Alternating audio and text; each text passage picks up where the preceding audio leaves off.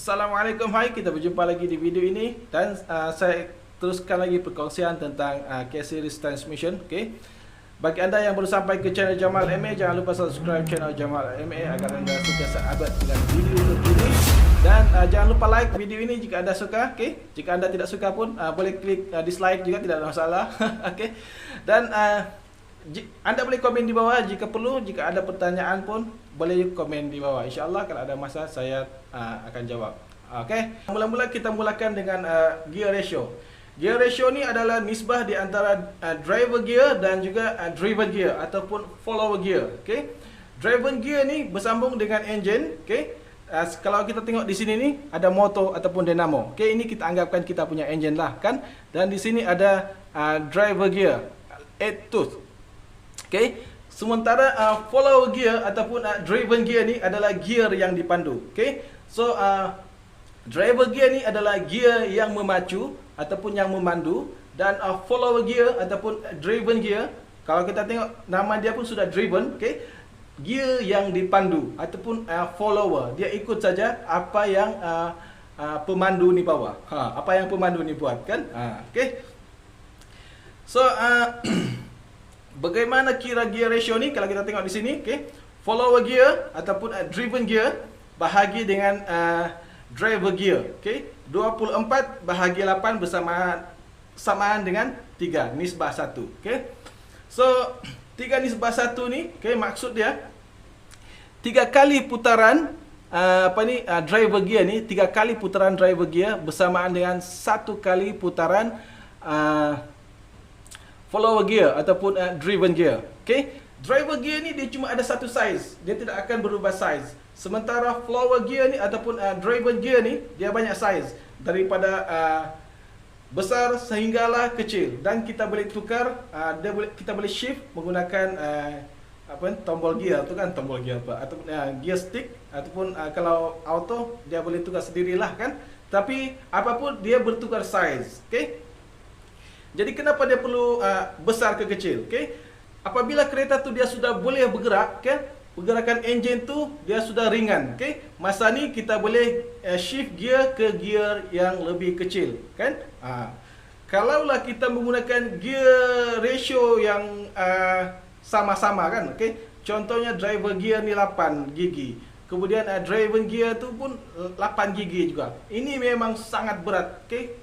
Kereta tu dia tidak akan bergerak, okey. Tekan minyak habis pun dia tidak akan jalan, sebab enjin tu dia sangat berat, okey. Sangat berat untuk memusing gear, okey.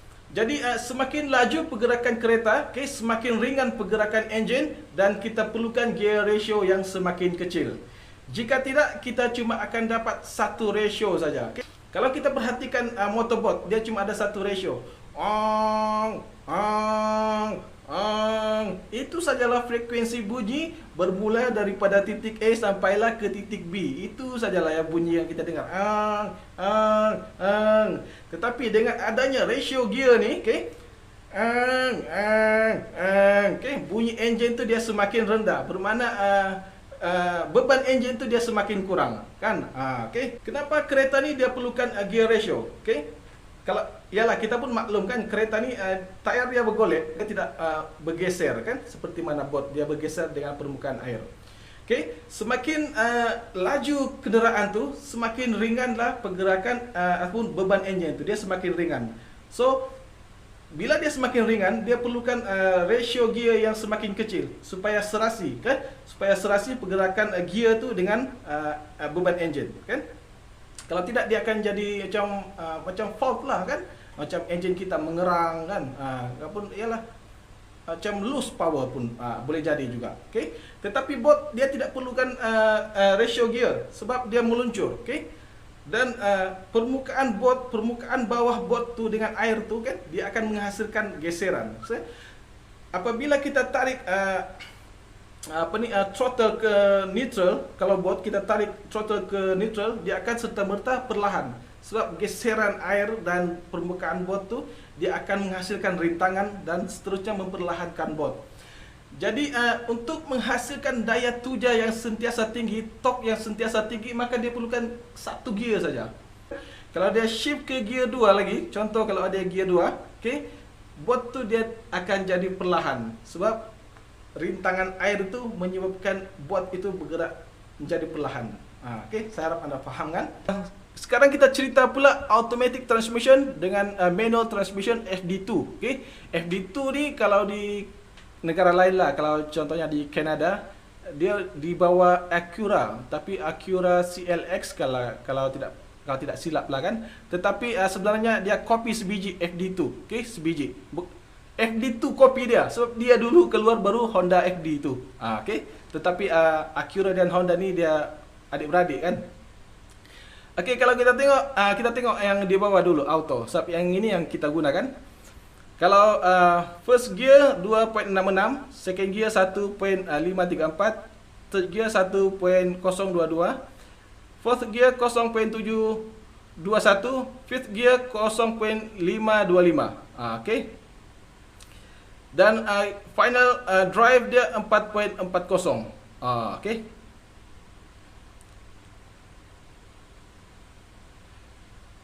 Alright, kalau kita tengok yang 5 speed pula 3.143, second gear 1.870, third gear 1.235, fourth gear 0.949, fifth gear 0.727. Okey. So final drive dia 4.290. So kalau anda perhatikan jadual ni, okey, kalau anda perhatikan jadual ni, yang auto transmission, okey, dari first gear sampailah ke fifth gear, ratio dia agak kecil berbanding first gear hingga fifth gear manual transmission kan. Ada beza kan? Tetapi kita tengok di final drive. Okey, final drive ni manual pula yang kecil berbanding dengan auto. So beginilah dia imbangkan. Sebenarnya sebenarnya lebih kurang dia punya pukulan lah, dia punya rasa. Sebab di sini ratio kecil tetapi final drive besar. Di sini first sampai fifth ni ratio besar tetapi final drive dia kecil. Okey. Tetapi keseronokan memandu tu tetap tidak akan sama. Setuju? Okey. Tapi saya sendiri pakai auto. Kan.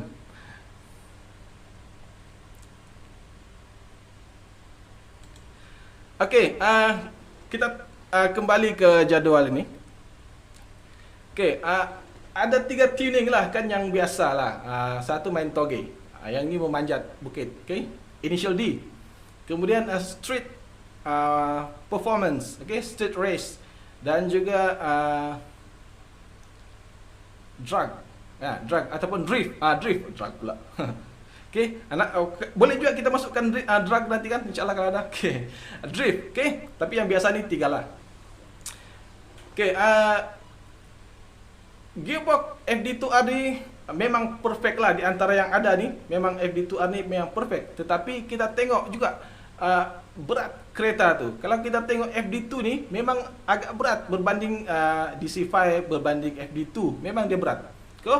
So untuk membawa body yang berat tu dia kena ada gear yang boleh membawa yang boleh menghasilkan low end torque yang bagus, ditambah pula dengan torque engine yang agak tinggi. Okay? Kalau kita tengok torque engine FD2R ni,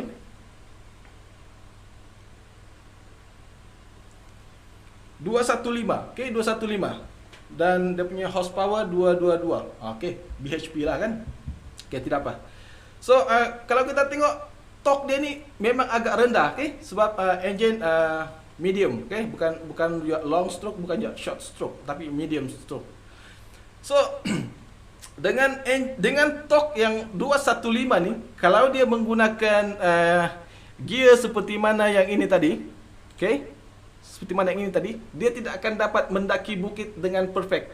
Okey, sebab dia masih keberatan. Okey, dia masih bawa body dia tu begitu berat. Okey, jadi tidak begitu perfect lah, okey, dia mendaki. Tetapi jika dia menggunakan gearbox yang ini ataupun gear ratio yang ini, okey, dia akan mendaki dengan smooth. Okey, dia akan bawa body dia tu menjadi begitu sangat ringan, dia bawa dia punya body. Okey. Bolehkah kita gunakan gearbox ni di body yang lebih ringan? Boleh, tidak ada masalah. Okey, tidak ada masalah. Kalau gearbox K20A DC5 ni kita gunakan ke FD2R, dia tidak perfect.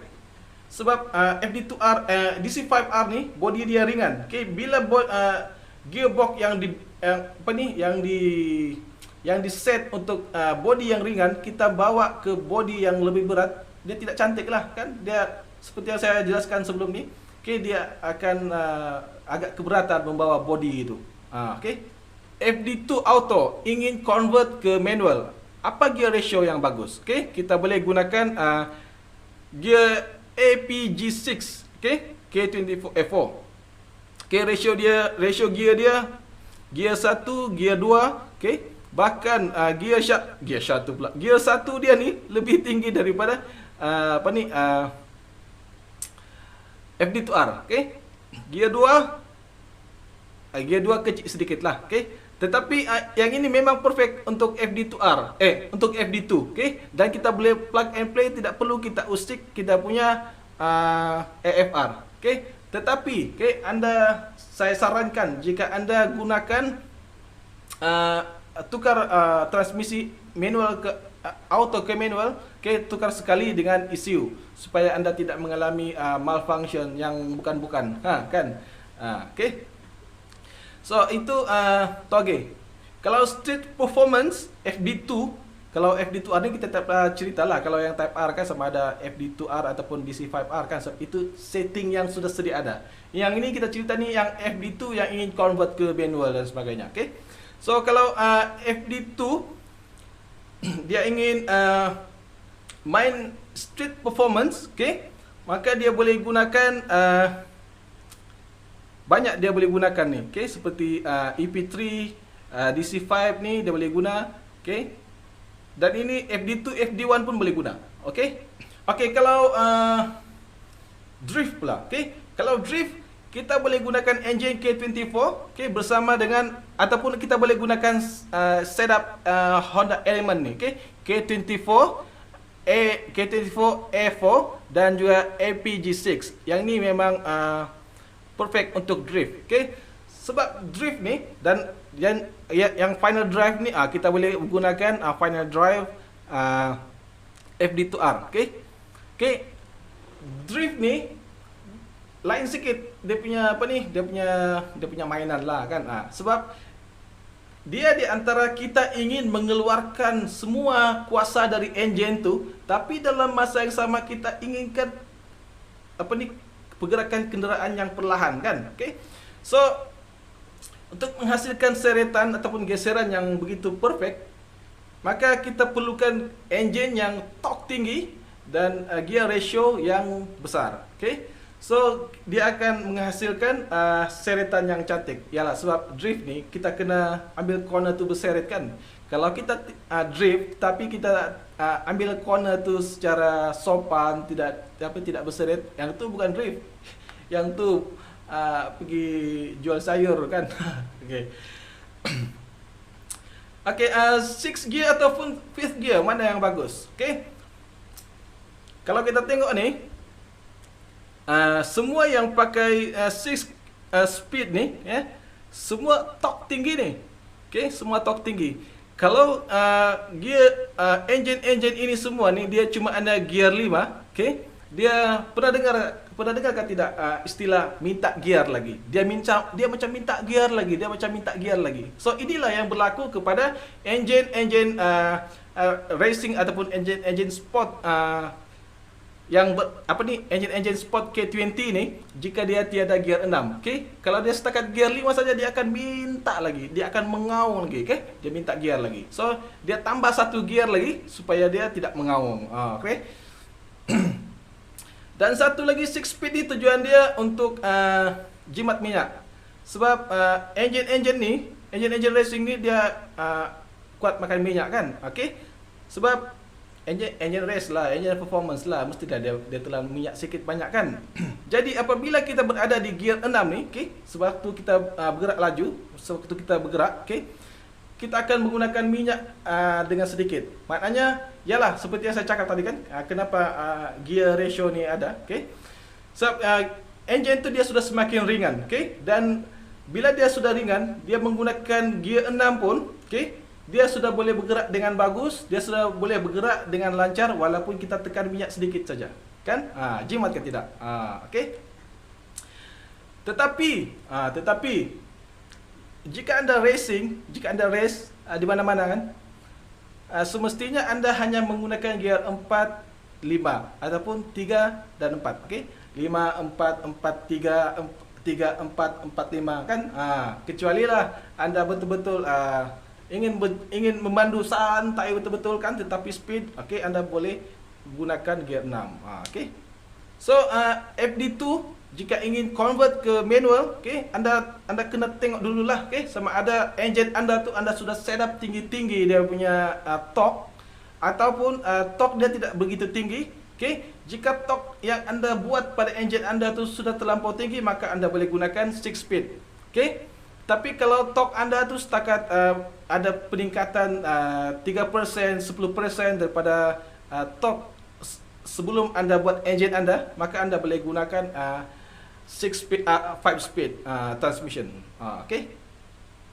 Dan sekiranya contohlah kan, anda menggunakan 5 speed dan anda kekurangan di second gear kan, second gear. Yang di sini anda boleh set ataupun adjust anda punya AFR. Okey. AFR tu berada di gear 2 tu berada pada kadar reach. Okey, kadar reach. Bermakna bahan api lebih banyak daripada udara. Okey. Bila bahan api lebih banyak daripada udara, letupan yang terhasil agak besar dan menghasilkan tolakan yang tinggi, dan ini akan menghasilkan torque yang besar. Okey. Kita gunakan gear ini, okay, kita boleh set kita punya torque tinggi tetapi engine kita binasa. Okey, kenapa engine binasa? Sebab itulah, okey, bahan api itu engine kita tu sentiasa menerima letupan, menerima beban yang tinggi kan, letupan yang tinggi, dan jangka hayat engine kita mungkin akan berkurang. Tetapi kalau kita menggunakan gear ratio yang besar, okey, kita boleh dapat low end torque yang baik, tetapi AFR kita pada kadar stoichiometric, kadar di tengah-tengah AFR kita. So engine kita tidak binasa, tetapi dalam masa yang sama kita boleh dapat low end torque yang perfect. Okey. So ini sajalah perkongsian yang saya dapat kongsi untuk kali ini. Apapun yang saya cerita ni sebenarnya belum begitu refine lagi. Okey. Yang betul-betul perfect berada di kaki driver. Okey. Tetapi walaupun tune yang perfect itu berada di kaki driver, okay, driver dia tidak boleh mengabaikan tuner. Okay. Jadi kedua-duanya ini perlu sefahaman, perlu serasi. Okay. Dalam setiap team race, walaupun saya ini bukan racer, okay, ada 3 kawanan, okay, yang orang bilang bertepuk tampar sekalipun, bertumbuk tampar sekalipun, mereka ni akan tetap makan sepinggan. Okey? Sebab mereka ni saling memerlukan antara satu sama lain. Mereka ni perlulah serasi. Okey? Sebab dalam satu racing, okey, dalam satu racing team ada sebuah kenderaan. Kenderaan ini akan ditalak oleh tuner, akan dipandu oleh driver dan akan diselenggara oleh mekanik. So mereka ni perlu serasi. Okey? Bolehkah foreman menguasai ilmu tuner ni? Boleh, tidak ada masalah. Foreman ini dia sudah menguasai kerja-kerja practical, okay? Buka pasang engine dan sebagainya. Tetapi teori dia tidak berapa mungkin tidak berapa perfect, okay? Jadi jika dia dapat menguasai ilmu-ilmu tuner ni, bermakna dia sudah sangat komplit. Dia komplit dari segi teori, sebab tuner ni dia lebih kepada teori, okey. Dia sudah menguasai teori dan juga dia sudah ada pengalaman buka dan pasang engine. So dia memang perfect. Tetapi dalam setiap tim pastikan ada 3 ni, okey. Tuner, driver dan juga foreman. Dan ketiga-tiga ni masing-masing dengan spek kerja masing-masing. Okey. Masing-masing dengan job description lah, kan? Okey.